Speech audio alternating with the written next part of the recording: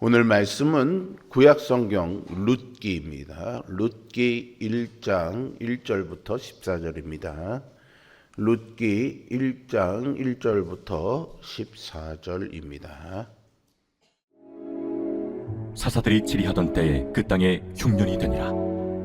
유다 베들레헴의 한 사람이 그의 아내와 두 아들을 데리고 모압 지방에 가서 거류하였는데, 그 사람의 이름은 엘리멜렉이요 그의 아내의 이름은 나오미요 그의 두 아들의 이름은 말론과 기론이니 유다 베들레헴 에브랏 사람들이더라. 그들이 모압 지방에 들어가서 거기 살더니 나오미의 남편 엘리멜렉이 죽고 나오미와 그의 두 아들이 남았으며, 그들은 모압 여자 중에서 그들의 아내를 맞이하였는데 하나 이름은 오르바요 하나 이름은 루시더라. 그들이 거기 거주한 지 10년쯤에 말론과 기론 두 사람이 다 죽고 그 여인은 두 아들과 남편의 뒤에 남았더라. 그 여인이 모압 지방에서 여호와께서 자기 백성을 돌보시사 그들에게 양식을 주셨다 함을 듣고 이에 두 며느리와 함께 일어나 모압 지방에서 돌아오려 하여 있던 곳에서 나오고, 두 며느리도 그와 함께 하여 유다 땅으로 돌아오려고 길을 가다가 나오미가 두 며느리에게 이르되, 너희는 각기 너희 어머니의 집으로 돌아가라. 너희가 죽은 자들과 나를 선대한 것 같이 여호와께서 너희를 선대하시기를 원하며, 여호와께서 너희에게 허락하사 각기 남편의 집에서 위로를 받게 하시기를 원하노라 하고 그들에게 입맞춤에 그들이 소리를 높여 울며 나오미에게 이르되, 아니니이다. 우리는 어머니와 함께 어머니의 백성에게로 돌아가겠나이다. 내 딸들아, 돌아가라. 너희가 어찌 나와 함께 가려느냐? 내 태중에 너희의 남편들 아들들이 아직 있느냐? 내 딸들아, 되돌아가라. 나는 늙었으니 남편을 두지 못할지라.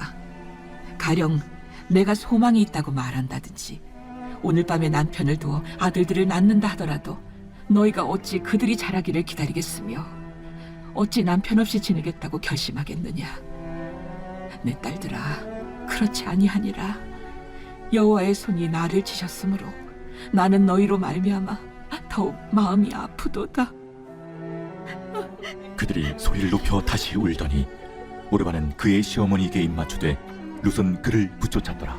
아멘. 룻기는 칠흑같이 어두운 사사시대를 배경으로 하나님께서 어떻게 한 가정과 역사를 회복해 가시는지를 보여주는 눈부신 구속사의 보석과도 같은 책입니다. 오늘 본문 1절은요, 사사들이 치리하던 때라는 암울한 시대적 배경으로 막을 올립니다. 이 구절은 단순한 시대적 배경을 넘어 앞으로 전개될 사건들의 신학적 원인을 제공합니다. 사사시대는 이스라엘이 왕이신 하나님을 거역하고 각각 자기의 소견에 옳은 대로 하던 영적 무정부 상태였습니다.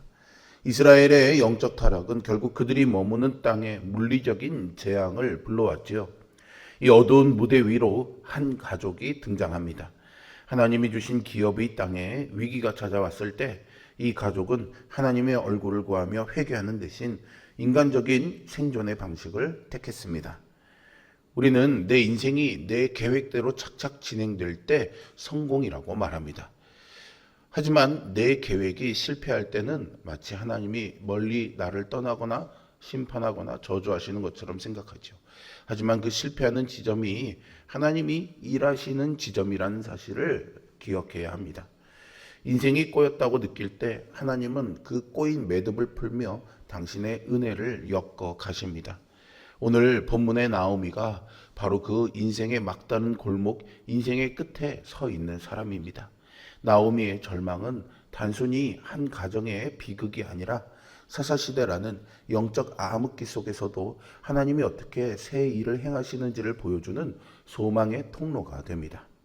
오늘 우리는 엘리멜렉 가족이 베들레헴을 떠나 모압으로 향하는 첫 발걸음을 추적해 볼 것입니다. 이들의 뼈아픈 실패를 거울 삼아 우리 인생에 찾아오는 흉년의 때 우리는 과연 어디를 향해서 걸어가고 있는지, 그리고 우리의 참된 피난처는 어디인지를 정직하게 돌아보는 은혜의 시간이 되기를 소망합니다. 본문 1절은 그 땅에 흉년이 드니라 라는 짧지만 치명적인 선언으로 시작합니다. 그런데 이 흉년이 든 장소의 이름이 정말 역설적이라는 생각이 듭니다. 그곳은 바로 유다 베들레헴이었죠.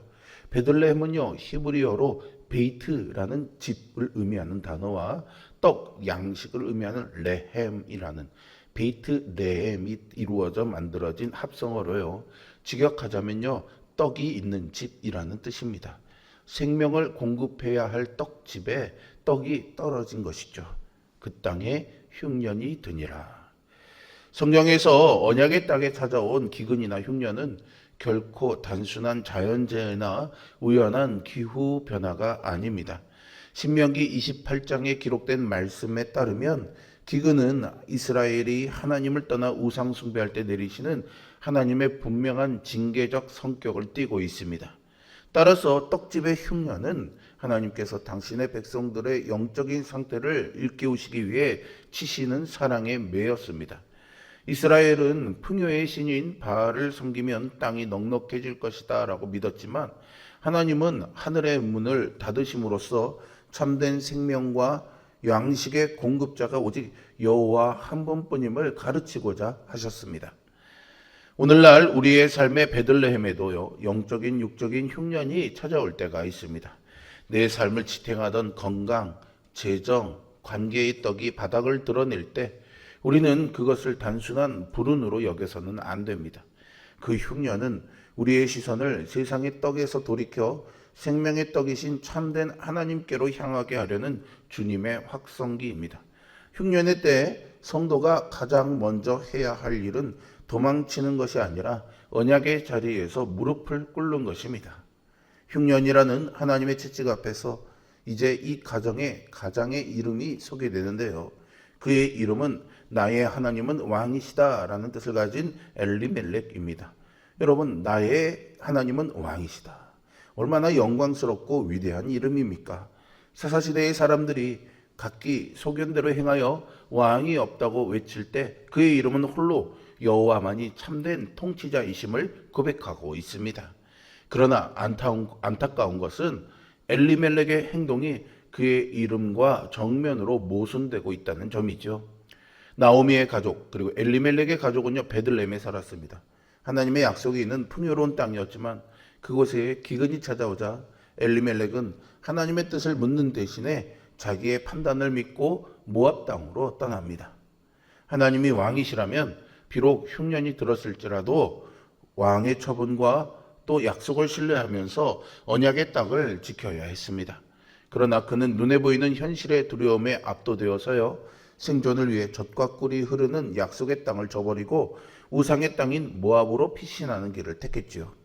1절에서 엘리멜렉이 모압 지방에 가서 거류하였다라고 기록합니다. 거류하다라는 이 말은요 나그네나 이방인으로서 잠시로 임시로 머무는 것을 뜻합니다. 아마 엘리멜렉은요 잠깐만 이 흉년을 피하고 상황이 좋아지면 바로 다시 돌아오자라고 스스로를 합리화했을 것입니다. 게다가 모압은 롯의 근친상간으로 시작된 민족이고요. 이스라엘이 광야를 지날 때 발람을 사주해서 그들을 저주하려고 했던 영적인 적대국이었습니다. 이러한 내용들을 종합해 보면 엘리멜렉의 이주가 지리적인 이동을 넘어서서 심각한 영적 후퇴를 의미한다고 할 수 있죠. 우리는 인생의 위기 앞에서 엘리멜렉과 같은 영적 타협을 시도하곤 합니다. 주님이 나의 왕이라고 입술로는 고백하지만은 실제로 삶의 결정적인 순간에는 하나님의 말씀보다는 세상의 방식에 의존해서 잠시만이라는 이 타협을 제안하면서 변명하죠. 그러나 신앙의 세계에서 하나님을 떠난 잠깐만 안전한 지대는 존재할 수 없습니다. 잠시 흉년을 피하려 했던 엘리멜렉의 타협은요 어떻게 끝이 납니까? 3절은 나오미의 남편 엘리멜렉이 죽고라는 충격적인 소식으로 이어집니다. 생존을 위해 하나님이 주신 기업을 떠났지만 정작 이방 땅에서 그는 생명을 잃고 말았습니다. 가장을 잃은 슬픔 속에서 남은 가족들은 속히 베들레헴으로 돌아가야 했습니다. 그러나 4절을 보면 두 아들은 모압의 여인들이었던 오르바와 룻과 결혼했고요. 그곳에서 10년쯤을 거주하게 됩니다. 1절에서는 잠시 머무는 의미를 가진 거류하는 것으로 시작했던 발걸음이 이제는 완전히 그곳에 정착해 뿌리를 내리는 거주하다로 바뀌어버린 것이죠. 죄와 타협하는 성질이 바로 이렇습니다. 한 번 언약의 궤도에서 이탈하게 되면요, 처음에는 잠시 피하고 안정을 누리는 것 같지만 결국은 세상의 문화에 깊이 동화되어서 주저앉게 됩니다. 더 비극적인 것은 두 아들의 이름 속에 이미 그들의 운명이 암시되어 있다는 점인데요. 두 아들의 이름인 말론과 기료는 병약함과 쇠약함이라는 뜻으로 영적으로 병들어가는 이 가정의 쇠락을 그대로 보여준다 할 수 있습니다. 그들은 모압 땅에서 10년이라는 긴 세월을 보냈지만 생명을 잉태하지도 못한 채 결국 두 아들마저 죽음을 맞이합니다. 떡을 찾아 떠난 모압 땅은 그들에게 안식을 주지 못했고 오히려 남편과 두 아들을 모두 삼켜버린 거대한 무덤이 되고 말았습니다.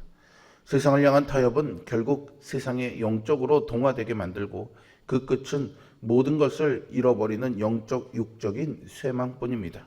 이 비극적인 10년의 기록은 약속의 땅을 떠난 언약 백성이 세상에서 절대 참된 평안과 생명을 얻을 수 없음을 뼈아프게 증언합니다.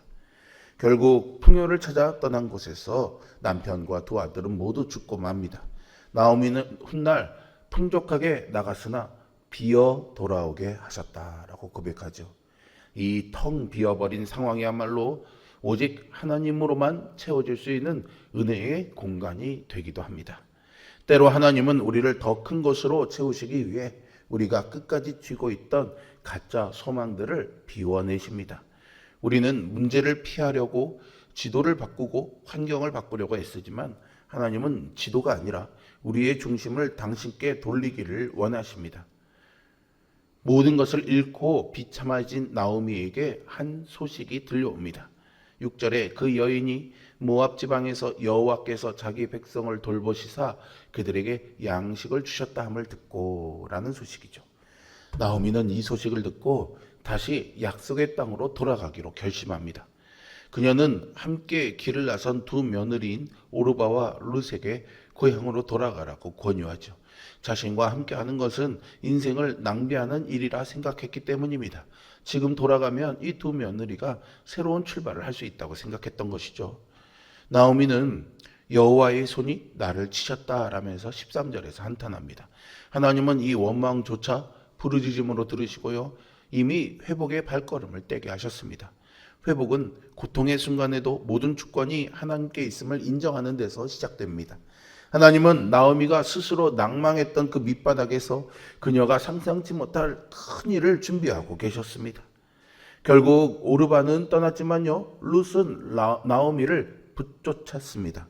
여기서 붙쫓다라는 뜻의 히브리어 다바크는요, 창세기 2장 24절에서 부부가 한 몸을 이룬다고 할 때 쓰였던 단어이기도 한데요, 접착제처럼 찰싹 달라붙어서 절대로 떨어지지 않는 상태를 말합니다.